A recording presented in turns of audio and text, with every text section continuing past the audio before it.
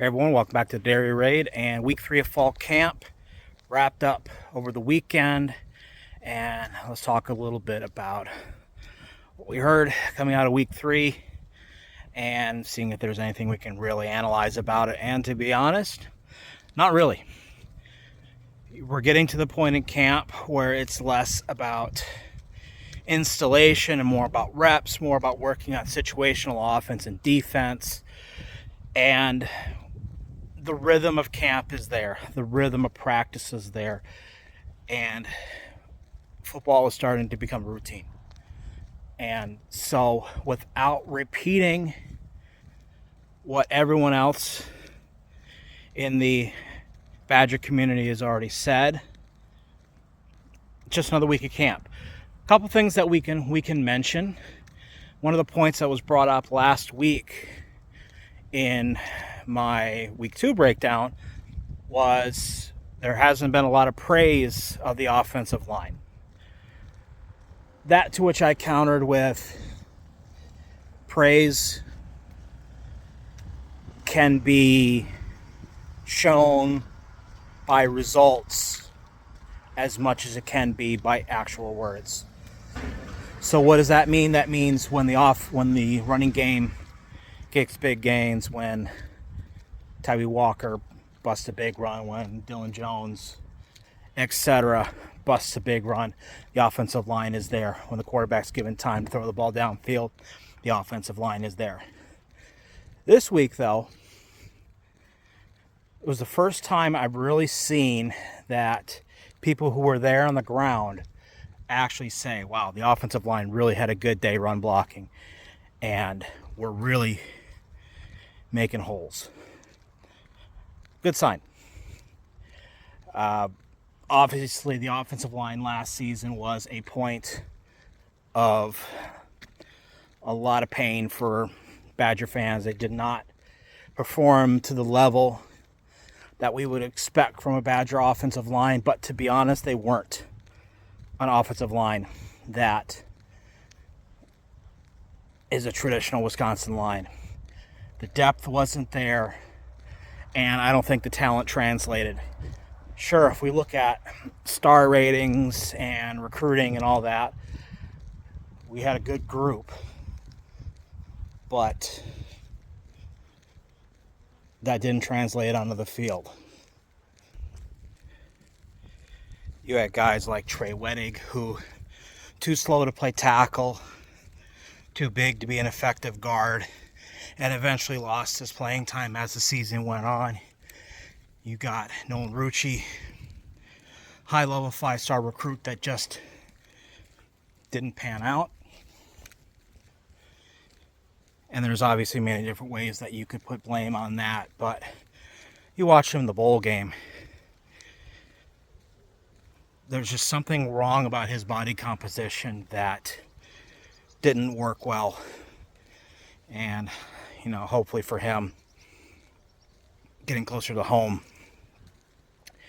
he gets a chance to get some playing time. Same with Trey Wettig going to Indiana. Maybe they're going to find a way to use him correctly. But if you're talented, they find ways to get you on the field regardless of flaws, and we didn't see that. So this season, we lost those two, lost another transfer, Dylan Barrett to Iowa State. Furtney graduated, and then Tanner Borley went to the NFL. So you would think that this year's offensive line would be a net loss compared to last season. But really, all signs have been that they have been steady, they've improved, and now this week we're hearing the praise of the group from the people on the field, from on the ground. We're seeing what's happening. So there are going to be times this season when the offensive line struggles. That's just what it's going to be until the depth gets rebuilt and some of this new breed of young talent that comes in can get in there and start making an impact, which leads to a question that I got this week, and that is, am I concerned about the depth of the offensive line. Yes, as much as I want to coach speech this and come up with excuses, yeah, I'm very concerned where it sounds like we've got 3 true freshmen in the 2 deep. But I will attach a but to that.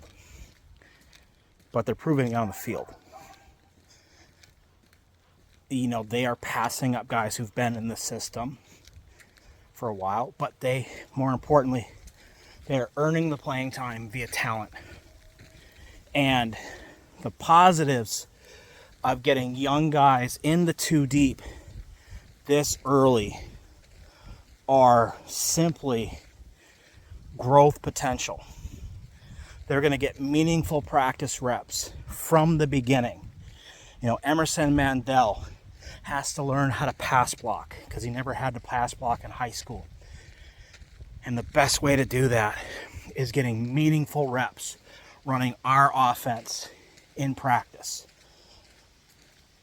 So the positive is we're getting young guys up into the system and they're getting reps in practice and getting ready. And if AJ Blazik and Phil Longo says that they have enough talent to get on the field and play, they will. But there's a reason why these last 2 recruiting classes they've leaned so heavily on offensive linemen, is that room needed a big talent upgrade, and we got it. So if they end up having to play, obviously that's going to affect play calling. It's going to affect play selection. But hopefully what we're going to see is raw ability and also a glimpse at the future. That being said, do I expect many of these young guys in the 2 deep to get a lot of playing time? Probably not. Because just because they have to put out the depth chart with 2 deep at every position doesn't mean that that's going to be the guys who come in in the situation where somebody gets hurt. Obviously, Joe Huber it really sounds like he's going to be your super sub. He's going to be the starter at right guard, but I guarantee he'd be the first one to swing in to center, and he might even be the first that pops out to right tackle. And then you get somebody like JP Benchwall going to come in and play one of the interior spots. Maybe Barrett Nelson, gets reps at one of the tackle spots, Kevin Haywood. So I don't think they're a true 10-man, 2-platoon type of offensive line. But with the couple guys that we've mentioned, I think they're solid 7 deep, maybe 8. They'll be fine. We'll look at last season. We didn't use a huge amount of linemen, even in situations where we probably should have. So let's see how the depth holds up. As long as we don't get a big rash of injuries here to start the season, getting young guys in the 2 deep early is what is going to build this offensive line quicker and better for the future. So, offensive line, that's about all we have to talk about from this week at camp that has really changed. Hearing the same things. Playmakers are making plays. Offense makes a mistake here and there. Defense is making plays. They give up a big play here and there. It's camp. That's how it's going to be.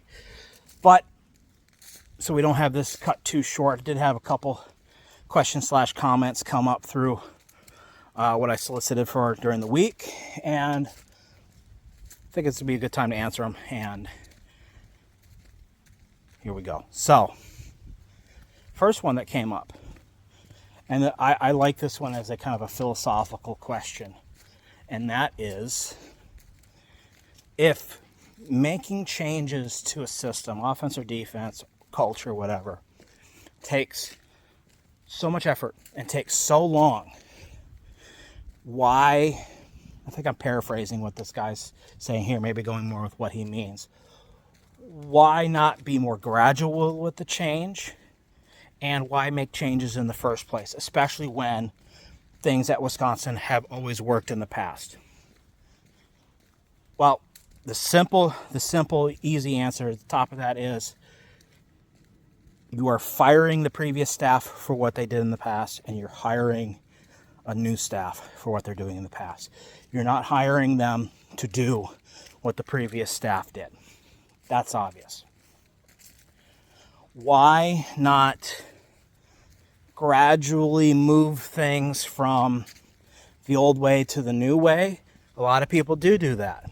I think we saw that during Gary Anderson's time at Wisconsin. Andy Ludwig, who after Wisconsin has gone on to coordinate some pretty damn good offenses at Utah, his 2 seasons at Wisconsin, the offense was exactly the same. There was very little change. As much as everyone thought, oh, we're going to bring in the spread offense, me included, they ran what we ran here forever. And they did that because they had all-world running backs. And, it didn't move the passing game forward, didn't move the QB game forward. And it is what it is. And the result with that is we got the Alex Hornibrook era. So they made wholesale changes on the defense. They went straight into the Anderson Aranda 3-4 defense. And became what it was. And, those echoes are still being felt in the program today. But a lot of times when you try to slow play a change and give your players more of a task of translating what they used to do into a new system, they don't learn new muscle memory. They don't learn new techniques. They just try to think about what they've done in the past. Football players do not have enough mental capacity to think and play at the same time. This comes from experience as a player and over 20 years of coaching. Players would all agree with that too. So sometimes it really is, especially when you have the opportunity to know that you're going to have time in the future, to just go with the change. But again, you're not hiring Phil Longo to run Paul Christ's offense. Who's the best champion of the Paul Christ offense? Paul Christ. So if you want Phil Longo to run his offense, then you should have kept him in the first place. Having the benefit of knowing that you're going to get a second year in the system helps. The head coach isn't going to get fired after year one. And as long as there's not a catastrophic failure, everyone's going to be back year 2. So that allows you the opportunity to have a season where you put everything on film and you reevaluate your system in the off season to build for year 2. Which is, again, why every year with Phil Longo, his second season shows market improvement over the first one. All right, so going slow and keeping old traditions is not a way to move a program forward. Because again, if you just wanted to use the same thing from the past, just with new window dressing, why'd you make change in the first place? So that's what I think about that. You hire me, we're switching to the air raid, we're running the 3-4 defense, and here's the playbook, we're going to get started. And I'm going to teach it in time to get ready for the first game. Done it every stop I've had. All right. Last thing that I want to bring up is another question that I get a lot, and that is, why do I only talk about the offense? Well, I don't. In fact, I've done previews of opponents' defenses in the past. We did one with Iowa, comparing Iowa's defense against 2 various air raid offenses that they had played previous in that season. Done whole videos on the Wisconsin defense playing against Ohio State and against Illinois. And I probably will continue to do so in the future. I will be honest, they don't get a huge amount of traffic. So, we'll see. But the honest answer is I'm an offensive guy. And the reason why I'm an offensive guy is offensive football just stimulates that right part of my brain that gets me excited about the sport. I call defensive plays every week during the season. I am my team's offensive and defensive coordinator. And so I know a lot about defense. My philosophy about defense is taking what I know, what bugged the hell out of me as an offensive coach, and trying to put that on the field as a defensive coach. That being said, as a defensive coach, at times defense can get really simple as long as you have the right mentality. And this is something defensive coaches struggle with sometimes, is the KISS concept of keep it simple, stupid. And when you're a person like me who has to do everything at the same time, I have to live by that. And defensively, I could run the same play the entire game if I wanted to. Against a lot of opponents, I do. And against a lot of opponents, we call one play with blitz checks based off of either formation or based off of personnel package. And we run one coverage because we can. And while it's fun, it doesn't take much thinking about. It doesn't stimulate that part of my brain. Okay? When my brain gets stimulated is when I see things that really cause offenses to have problems. And that's what I want to bring to my game. So, that being said, we're going to try to do some breakdowns of the Badgers defense this year. Probably won't do full game breakdowns. Might take some highlight films and cut up something.